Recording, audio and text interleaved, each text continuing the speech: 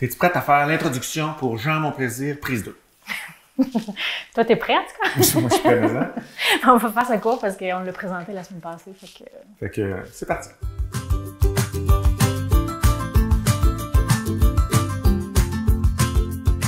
Alors, bienvenue tout le monde. On s'était fait une promesse la semaine passée. C'était, alors qu'on était avec Jean Mon Plaisir. Bonjour Jean Mon Plaisir.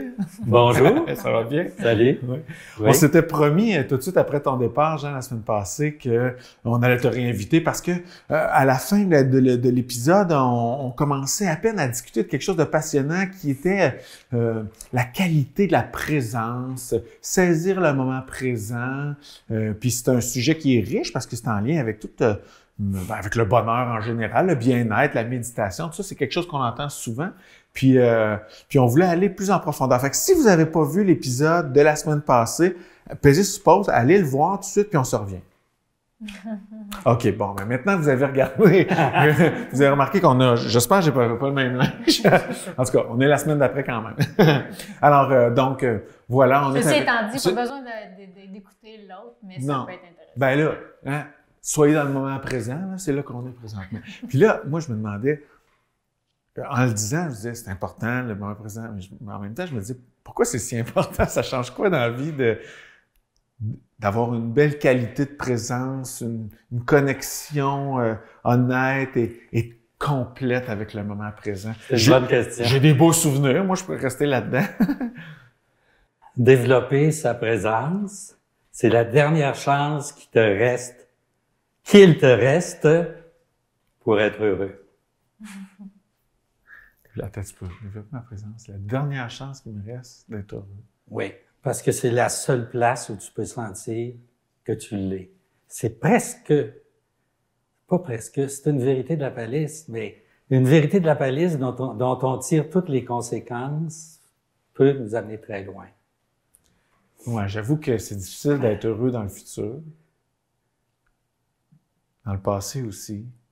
Je peux pas faire grand-chose dans le passé. Ouais, fait que finalement, c'est tout. C'est tout. Ben, c'est pour ça que j'avais écrit, ou peut-être dit dans la rencontre précédente, que l'art de vivre se passe toujours d'instant en instant. Ouais. Ça peut pas faire autrement. Maintenant, est-ce que développer, comment je dirais ça, donc pourquoi je parle d'être heureux? Parce que développer une présence plus aiguisée, une vigilance, c'est-à-dire une position interne de conscience où on se voit aller, je pourrais le dire comme ça, ouais. Où on n'est pas complètement emporté par les événements, par les demandes du quotidien, par les réponses mécaniques aux situations, par les émotions. Ce que j'essaie de dire, c'est que ce qui nous rend malheureux, c'est pas la réalité. C'est des commentaires qu'on porte sur la réalité. Ouais.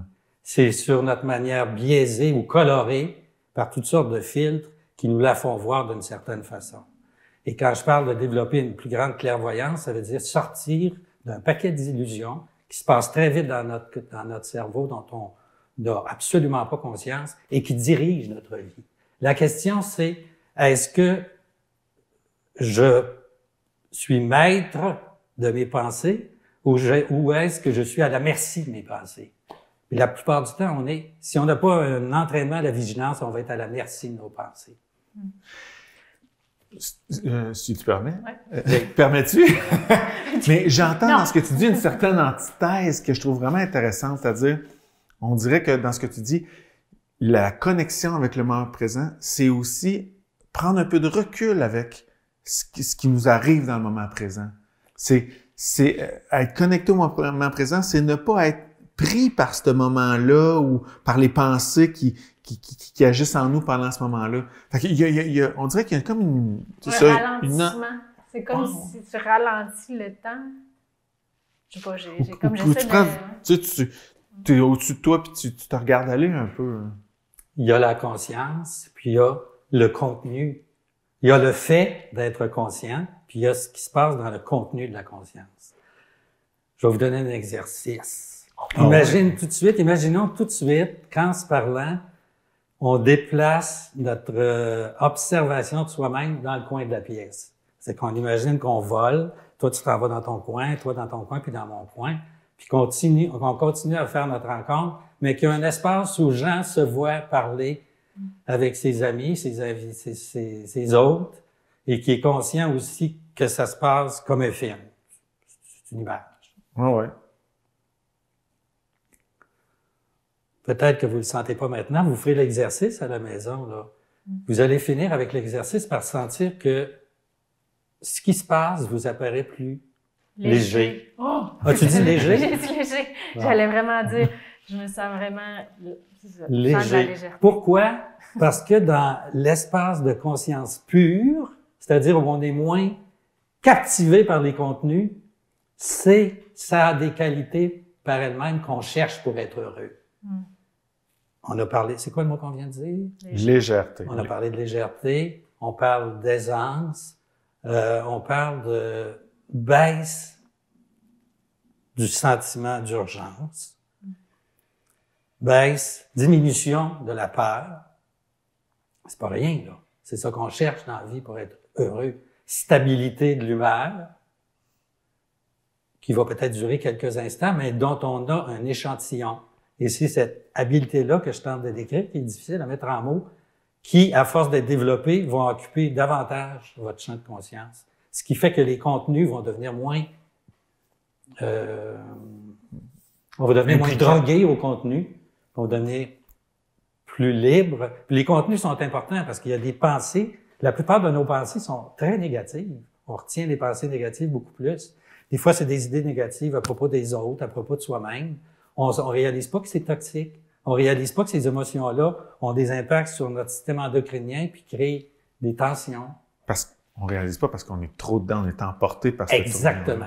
Est-ce que tu veux être emporté par le flot des émotions, des pensées, ou avoir une vigilance pour être témoin de comment ça se déroule? Puis là, une nuance, au début, je rêvais réflexion. OK, fait que là, on veut contrôler nos pensées. Dans le fond, on veut être comme maître de nos pensées, contrôler. Là, je fais comme... Non, l'image est vraiment dans l'accueil, dans l'observation. Donc, il n'y a pas une volonté de contrôler. Absolument. Et d'accueillir. Oui. Ou il peut arriver une volonté de contrôler qui va être vue plus rapidement puis qui va moins voler le show. Parce que si on a tendance à contrôler la réalité, à vouloir contrôler la réalité, donc c'est une source de souffrance. D'essayer de contrôler la réalité, peut-être que cette habitude-là va se tourner vers « OK, il faut que je contrôle maintenant mes pensées », tu sais. Mais non, là, on est encore dans le contrôle. On est encore dans l'ego qui veut contrôler, qui veut prendre le contrôle. De voir qu'il y a une prise de contrôle qui s'installe, c'est déjà être libre de cette tentative, entre guillemets, de l'ego de voler le show. Je suis encore dans la légèreté de l'observation. Merci. En fait, on parle de se développer spirituellement. Ça veut dire quoi? Mais ça veut dire être plus libre du niveau de l'intellect. On est dans une société où l'intellect est tellement développé, tellement valorisé, qu'on pense régler les problèmes avec ça. C'est surdimensionné. Ça ne veut pas dire qu'on n'a pas besoin d'un intellect qui fonctionne très bien. C'est un super de bel outil pour être sur la Terre incarné ici-bas. Mais élever notre niveau de conscience, ce dont je parle, c'est d'être plus conscient. Mais être plus conscient, ça veut dire être plus libre. Ça veut dire être moins réactif. Ça veut éventuellement dire ouvrir plus son cœur. Autrement dit, il y a des particularités à la vigilance, à la présence à soi, des qualités qui sont la paix, la tranquillité et une joie. Mais pas une joie qui est dépendante des circonstances, mais une joie sans contraire. Ça va, ça vient, là. On n'est pas nécessairement établi à jamais là-dedans. En tout cas, c'est pas mon cas. Une joie qui se rapproche de la paix plus que de... Oui, mais qu'on peut pas comprendre avec l'intellect. C'est l'espace de créativité où nous viennent toutes nos intuitions. C'est pas parce qu'on pense beaucoup à quelque chose qu'on finit par trouver la solution. Non, on sait qu'à un moment donné, on fait d'autres choses. Puis je l'ai vécu en tentant de préparer la séance d'aujourd'hui. Puis j'ai tourné en rond dans un ego qui voulait performer, whatever. Puis à un moment donné, en lâchant, il est venu. Peu importe ce qui vient, l'autre chose qui est importante dans la façon de pratiquer, c'est de dire oui à ce qui se présente. Ça veut dire de ne pas le juger. Ça veut dire de voir que, vu que ça s'est présenté, vous n'aviez pas le pouvoir pour que ça se présente autrement. C'est arrivé plus vite que vous. Exercer sa vigilance, c'est devenir quasiment plus vite que l'ombre de vos pensées qui veulent prendre le contrôle. Ça veut dire, c'est un espace joyeux parce que c'est fini par dédramatiser toutes sortes de scénarios catastrophiques que l'ego aime beaucoup entretenir. Mon côté performance, je se demande, OK, comment je deviens une ninja de la présence? Là? Comment je m'entraîne pour... Pour être la meilleure, aller aux Olympiques, la présence. La réponse qui me vient, c'est en étant conscient qu'actuellement, c'est ça qui se passe. Tu vois la sous-personnalité, puis là, comme tu veux, qui veut prendre sa main, puis tu dis, vous allez voir ce qu'elle va voir, la présence. Je vais être une championne de la présence. Oui. C'est tout. Tu juges pas ça, tu dis pas ça devrait pas être comme ça demain, ça va peut-être te revenir. Mais tu es en adhésion totale avec ce qui se présente, autant par les sens extérieurs que dans tes pensées. T'arrêtes d'être en conflit avec tout ce qui... C'est changer le non en oui. C'est changer la résistance. Non en c'est ça. Je suis d'accord parce que c'est ça qui m'est présenté. Ça veut pas dire que je dois endurer quelque chose qui n'a pas de bon sens, c'est ça qui m'est présenté. Est-ce qu'il y a une action juste appropriée pour que ça arrête et que je peux la faire? Fais-la. C'est sûr. Si quelqu'un veut t'agresser, puis tout ça, tu vas agir en conséquence. Il s'agit pas d'être passif. C'est pas du tout passif. C'est même être dans un espace où l'action va se dérouler de façon beaucoup plus fluide, puis d'une manière qui va baisser votre taux de cortisol, c'est-à-dire votre stress énormément. Oui, pour moi, la présence m'éclaire souvent sur l'émotion qui est là. Donc, après ça, sur le besoin qui est derrière cette émotion-là. Donc, quelle action je peux poser pour répondre à ce besoin-là. Donc, finalement, ma présence, pour moi, m'amène beaucoup, au final, dans l'action cohérente pour vivre ma vie de façon Une joyeuse. réponse, une action, une réponse à la situation qui va être plus élégante, c'est-à-dire moins stressante, plus appropriée. Qui va suivre le courant. Imaginons que votre fille, qui est assez performante habituellement dans ses cours, je sais pas, je connais pas les détails, mais puis que vous arrive un matin en disant « j'ai coulé un examen ». Trouve-toi une autre famille. Moi, je dis, c'est bravo! ça qu'il faut dire. Mais c'est arrivé, puis parce que Lila, effectivement, elle était assez performante, puis les premières fois qu'elle a eu des moins bonnes notes, elle disait, ouais, moi, je suis toute contente, j'ai enfin une expérience, c'est différente, tu sais, de ce qui est habitué, elle a puis on sûrement va aimé l'accompagner. ta réaction. Ouais, c'est ça que ça s'attendait à ça, finalement, mais l'accompagner là-dedans, c'est intéressant. Alors, ça me fait toucher un point où ça peut mener dans nos relations, tout ce dont on parle. 58%, c'est écrit sur le papier ou sur l'email, je ne sais pas. OK? C'est un fait. 52%. Il y a un fait et il y a les commentaires qui vont émerger sur le fait. Les commentaires peuvent être des commentaires d'anxiété, de peur. Qu'est-ce qu'il a pris? Es-tu malade? Est-ce qu'elle a un problème dont elle nous parle pas? Comment ça se fait que ses notes ont baissé? Je dis pas que c'est pas des questions à se poser, mais il va y avoir une émotion qui va se lever. Et moins vous êtes dans cette émotion-là, ça ne veut pas dire de la nier, elle peut être accueillie quand elle arrive. Moins vous êtes en réaction, plus vous allez avoir une réponse appropriée. Un enfant qui devient turbulent puis qui fait une crise, vous allez moins avoir tendance à vouloir le contrôler puis dire hey, ça suffit, à moins qu'il se blesse ou qu'il blesse quelqu'un, on se comprend. L'enfant qui va vivre ça ne serait pas dans le même espace d'accueil par rapport à sa crise. Ça change tout. C'est parce que vous allez, vous, parents, être dans un état de conscience moins réactif, que vous allez être ouvert à voir la situation de façon beaucoup plus globale, et c'est ce dont l'enfant a besoin. Pourquoi? Parce que sa crise, c'est un discours qui essaie d'exprimer, qu'on comprend pas tout de suite, mais qui peut être décodé plus facilement s'il y a un espace qui est beaucoup moins réactif dans les émotions de ses titulaires, de ses parents ou de ses enseignants. Le jeu, c'est que plus c'est pratiqué, plus ce qui émerge, moins c'est jugé, plus vite il va être accepté. Je vous donnais l'exemple tantôt avant que j'arrive du stress que j'ai vécu cette semaine, cet avant-midi, où toutes sortes de méli-mélos du mental de ce type ont voulu prendre le dessus. Et ça a été une occasion, je l'ai partagé avec vous, puis juste le fait de le partager comme ça a été, nécessairement, je me suis réaligné. Pas parce que j'ai fait un effort de réalignement, parce que dans cet espace vide, le réalignement se fait naturellement. Et c'est tout ce qu'on cherche. Alors que ces choses-là, tu faisais référence au passé. Quand tu nous en parlais tantôt, tu faisais référence à des choses qui ont eu lieu il y a 1 heure, 2 heures, 3 heures, quelques jours. Oui. J'ai l'impression que de débriefer, de parler de ça, de son passé, d'avoir un regard qui n'est plus émotif par rapport à ça, parce que c'est du passé, parce que je ne suis plus dans cette émotion-là. Ça pourrait être une bonne façon de s'exercer à ce que la prochaine fois que je le vis, que je vais être dans le moment présent, je vais être outillé par le fait que j'ai débriefé ces choses-là, tu sais. Je parle de ce qui m'est arrivé hier, calmement. Ça m'exerce à voir que dans le fond, le moment présent à l'époque était pas si grave, que j'avais pas à m'enflammer, que j'avais pas à capoter avec ça, parce que là, je le vis présentement, je capote pas avec ça, c'est arrivé hier puis c'est résolu, tu sais. Me comprenez-vous? Ce que je comprends, c'est que en t'arrêtant sur l'expérience, t'en tires une leçon qui t'est utile pour après ça, quand ça m'arrive dans le moment présent, absolument. J'ai cette, en tout cas, je me suis exercé à cette sagesse-là, disons.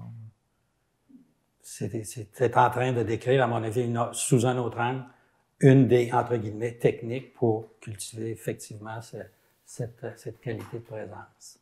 Habituellement, quand c'est l'ego avec sa mémoire du passé, c'est souvent une mémoire émotionnelle, il va interpréter très rapidement la situation présente comme celle qu'il a vécue dans le passé. Mais ça se fait dans l'inconscient, puis ça se fait très rapidement. Alors, ce qu'il voit, c'est pas ce qui se passe avec sa fille aujourd'hui, c'est le passé. Ce qu'il voit, c'est qu'il s'est fait chicaner par son père plus jeune parce qu'il a reflopé un coup, puis quelque chose comme ça qui va remonter, puis qui est même pas conscient, mais qui va colorer notre façon de percevoir la situation présente. Et la beauté de la pratique, c'est de ressentir davantage de plus en plus la fraîcheur de l'instant. C'est pas vrai que c'est le passé.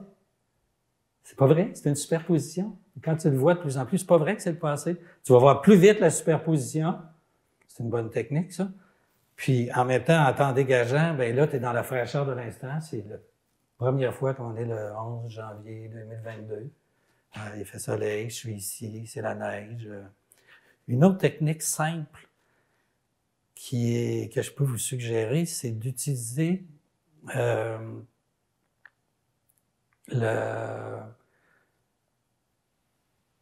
mettre votre attention sur un objet.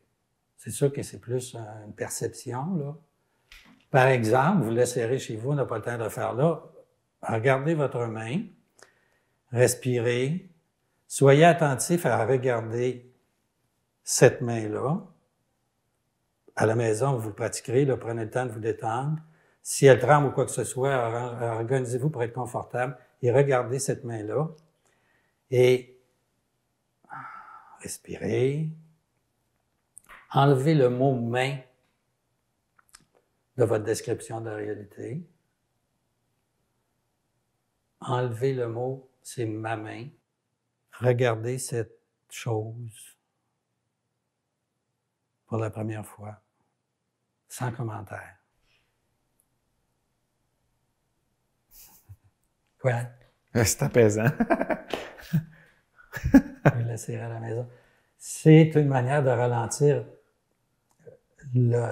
l'activité mentale ou de faire un déplacement de la conscience. Vous pouvez le faire.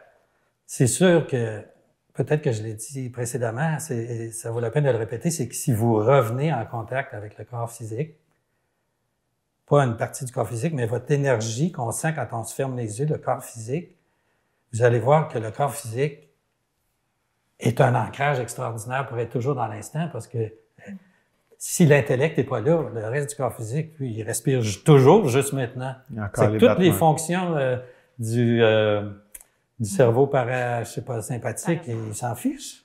Des histoires au sujet il s'en fiche, il n'est pas là. C'est pour ça que dans certaines méditations, on encourage à mettre le focus sur, au lieu de mettre le focus ici, de mettre le focus sur le hara, qui est le centre du corps. Ça en est une autre pratique, d'amener votre attention au hara, c'est-à-dire 1 ou 2 pouces en bas du nombril, en méditation. À un moment donné, vous allez sentir que la tête ne fonctionne plus ou très peu. On ressent dans ce temps-là que ça fait un mini-éveil, hein? Mais c'est ça, quand on parle d'éveil spirituel, c'est « Ah ben je me réveille dans l'instant, j'étais ailleurs, j'étais jamais là, je n'étais pas en moi-même, je m'habitais pas moi-même. » Et le prix à payer pour rester dans la mécanicité, c'est pas le fun. C'est l'anxiété, l'angoisse, qu'est-ce qui va m'arriver, la peur, la culpabilité, tout ce dont je parle, c'est la source des mécanismes. Ce sont des mécanismes qui, à mon sens, sont à la source de ce qu'on appelle la dépression, qui est endémique par les temps qui courent, semble-t-il. J'ai une question peut-être au psychologue à la retraite, là, mais est-ce que ça se peut que de cultiver la présence, si c'est quelque chose qu'on ne peut ou rarement, ou qu'on fait rarement, ce soit inconfortable, puis que ça fasse monter toutes sortes d'affaires qui finalement, on ne sait pas trop quoi faire avec, donc on aurait besoin d'un support, d'un psychologue, d'un coach, de quelqu'un à côté de nous pour nous aider si je prends du recul puis je vois tout comme le chaos peut-être qu'il pourrait y avoir parce que ça fait longtemps que j'ai pas fait le ménage à l'intérieur, ben ça peut être aussi source d'anxiété. Les deux. La pratique va être nécessairement guérissante des conflits inconscients et va nécessairement devenir, comme tu viens très bien de le dire, un outil pour que un espace de conscience ressurgisse où effectivement il y a besoin d'un coach, un thérapeute, ou de traiter une choc post-traumatique, une blessure qui est restée cachée parce que trop apeurante. C'est une des raisons souvent pour lesquelles on résiste à vouloir faire la méditation parce qu'il y a une partie de nous l'inconscient, il veut pas aller là. Mais ta question est très pertinente, c'est une précision importante. C'est que si ça fait venir de l'anxiété, ça ne veut pas dire que ça marche pas. Ça veut dire qu'il est en train de... Vous laissez un espace pour que quelque chose que vous ne vouliez pas laisser émerger est en train de le faire. C'est une bonne nouvelle. Puis, l'autre réflexion qui vient, c'est de dire, donc, la première étape, c'est d'avoir envie de cultiver cette présence-là. C'est pour ça que j'ai vendu mon produit en commençant en disant, si vous ne sentez pas l'enjeu, vous n'aurez pas la discipline pour le pratiquer. Ouais, non, c'est ça. Mais si vous pratiquez, vous allez avoir la motivation pour continuer parce que vous allez voir les résultats. Puis les résultats ne peuvent pas ne pas venir parce que ce que vous allez contacter, c'est ce que vous êtes en profondeur vraiment. Vous ne pouvez pas ne pas être ça. Mais ça demande une certaine courage, une persévérance. Et c'est en même temps très facile parce que tantôt, on a déjà senti ensemble tout de suite cette énergie d'être léger. C'est que c'est pas ésotérique dans le sens profond, mystique et inatteignable. Là. Non. La simplicité est désarmante. Des fois, déstabilisante. J'enseigne un cours de méditation, puis tu sais, rapidement, au premier, deuxième cours, là, les rouages de la méditation, c'est comme, c'est ça, c'est tellement simple, mais on dirait que notre mental, notre intellect veut compliquer le truc, là, tu sais, il a envie que ça soit plus compliqué, là, parce que... c'est ça, l'ego, il rajoute des couches, il veut rajouter des couches. Finalement, c'est assez simple, la présence. Oui.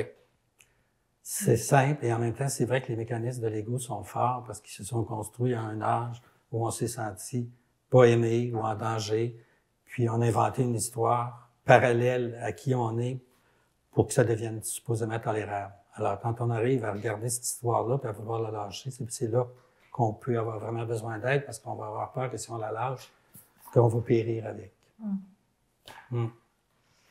C'est le rôle d'une psychothérapie bien ajustée que de répondre à ça. Moi, je me sens pas mal mieux qu'au début de l'émission. Là. Ça m'inspire. D'être avec, je trouve que ça, c'est une conséquence ou un effet positif d'être avec des gens présents, des gens qui sont présents, c'est apaisant. Ouais. Aussi, tu sais, moi, j'ai développé, pas j'ai développé, mais moi, j'ai envie de m'entourer de gens présents parce que ça m'apaise. ça développe ma présence en juste un effet secondaire ou en tout cas. Ça change le monde et ça change nos rapports avec les autres. Absolument. Les gens vont sentir quelqu'un qui est plus en paix, moins, entre guillemets, névrosé dans le sens poétique du terme. Et ça se communique naturellement parce que c'est la nature de tout le monde. C'est pas parce que quelqu'un est supérieurement doué, c'est pas une question de degré. C'est sûr qu'il y a des gens qui se sont plus exercés que d'autres, tant mieux. Ils en font profiter tout le monde. Mais plus on en profite, plus on a le goût d'en faire profiter les autres parce qu'on n'est pas dans notre petit coin à cultiver son bonheur puis sa présence à soi-même. Ça se répand comme une traînée de poudre.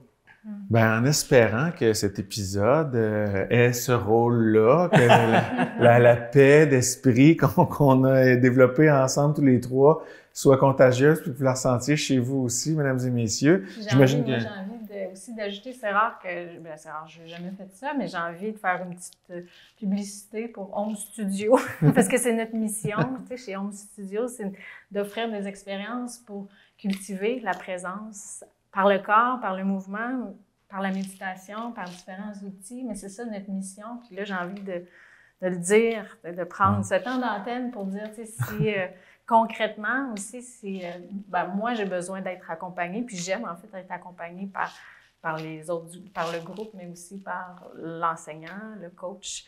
Ça nourrit ma présence. Fait que c'est une invitation à venir nous voir chez Home Studio. Voilà, c'est lancé. Merci. Merci, Jean, encore. Parce que là, on ne fera pas une troisième édition pour l'instant, mais à la troisième saison, on se reparle. Merci à vous deux. Merci.